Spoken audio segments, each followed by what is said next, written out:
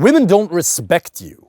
And one of the reasons they don't truly respect you and stay attracted to you is because you're not radically honest in your communication. You are so afraid of her disagreeing with you, of a little bit of tension, of a little bit of conflict, that you don't speak what you actually believe to be true. But what you have to understand is, women don't want you to be a little disagreeable bitch. They want you to say what's on your mind, even if it causes short-term conflict. Because the only way to screen for real compatibility is to speak what's true and then figure out whether your values are aligned. If I were to say that, feminism isn't the greatest idea, well, some people are going to agree, some people are going to disagree. You want to be like Moses part in the Red Sea. Most men, they're trying to get along with everybody. And then what happens after an hour and a half of a date with her, you get the greatest insult known to man, which is, it was nice to meet you. And then you get a little text saying, oh, I didn't feel the spark, or we're better off as friends, or she pretends to be busy forever. That's partially because you don't even speak what's on your mind. You have created a habit of having a thought and filtering it, of having a thought and not saying it. But you have to understand that that is a habit that you have been rewarded for in your professional career.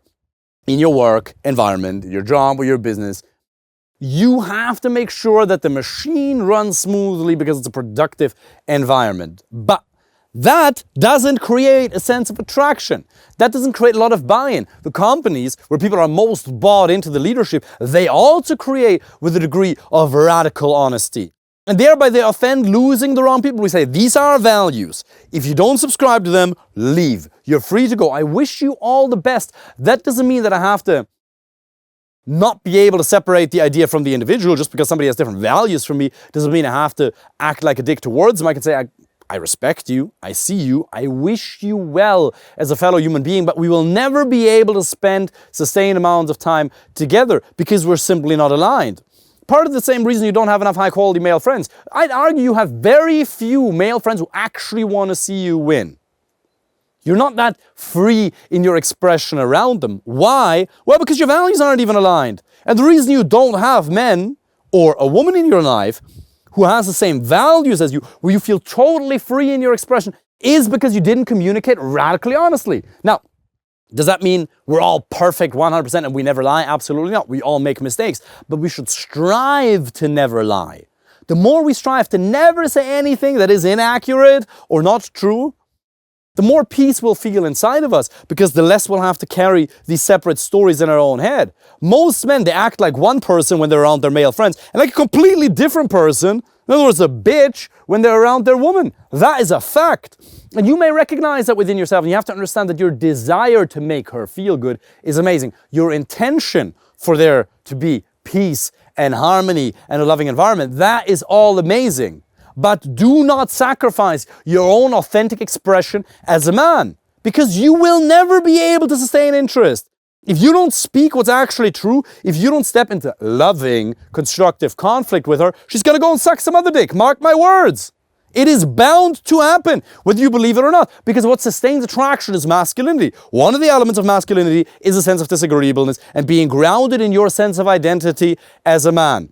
Again, you don't want to take that so far that you start actively hurting people's feelings, that you go around acting like a total dickhead, not monitoring yourself at all, being a dysfunctional member of society. Absolutely not. But look, chances are you're somebody who's already extremely socially calibrated. Social calibration, being polite, being respectful, that is something you've probably already learned. That isn't your weakness.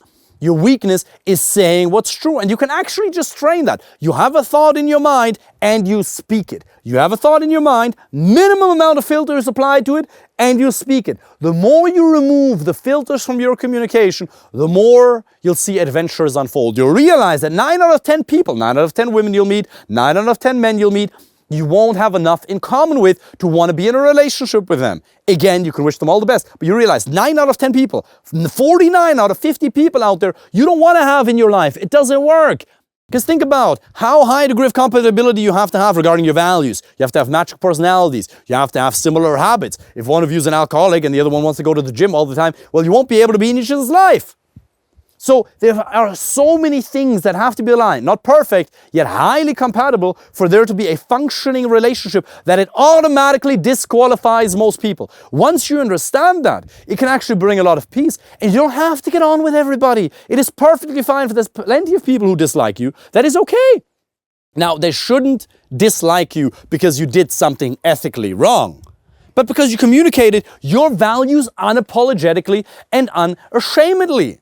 If you're somebody who loves freedom of speech and there's people who want to restrict what you can say, or they want to dictate how you have to think and control your spoken word, and you say, that is not what I stand for, then you find your allies. And then you find people who truly have your back, because most men are in relationships with a woman or with other men where they get on, everything is nice, but the next day they would stab them in the back. You have very few people in your life who have actual, true loyalty for who you are. You get in a fight without a question, they back you up, questions asked later.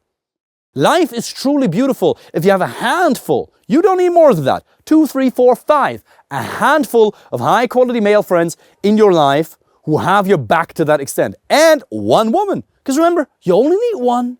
You don't need, there's 150 million women in the US, 10% of them in your right age group, 15 million. You only need one. You only need one who has this unwavering sense of loyalty towards you. Only one.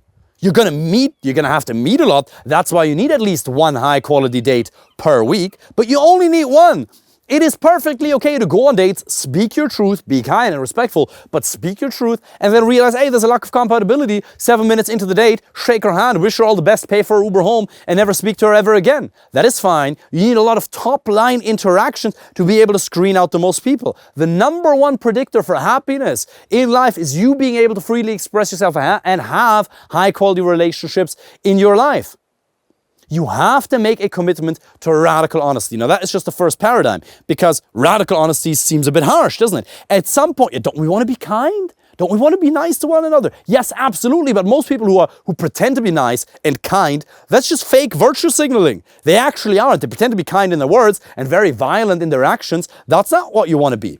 So the first element is you gotta sacrifice short-term harmony for radical honesty and transparency, because that's the only sustainable screening mechanism for compatibility. But then obviously you want to transcend it, or rather integrate it into the next, where you truly make an effort to be kind. You truly make an effort to make her feel good and monitor again what you say. I learned from one of my university professors that the quality of a relationship can be measured by the depth of one's teeth mark. In other words, how often and how much did you have to bite your tongue in a relationship? Because you can't just say anything that comes to mind, because you're gonna hurt her feelings.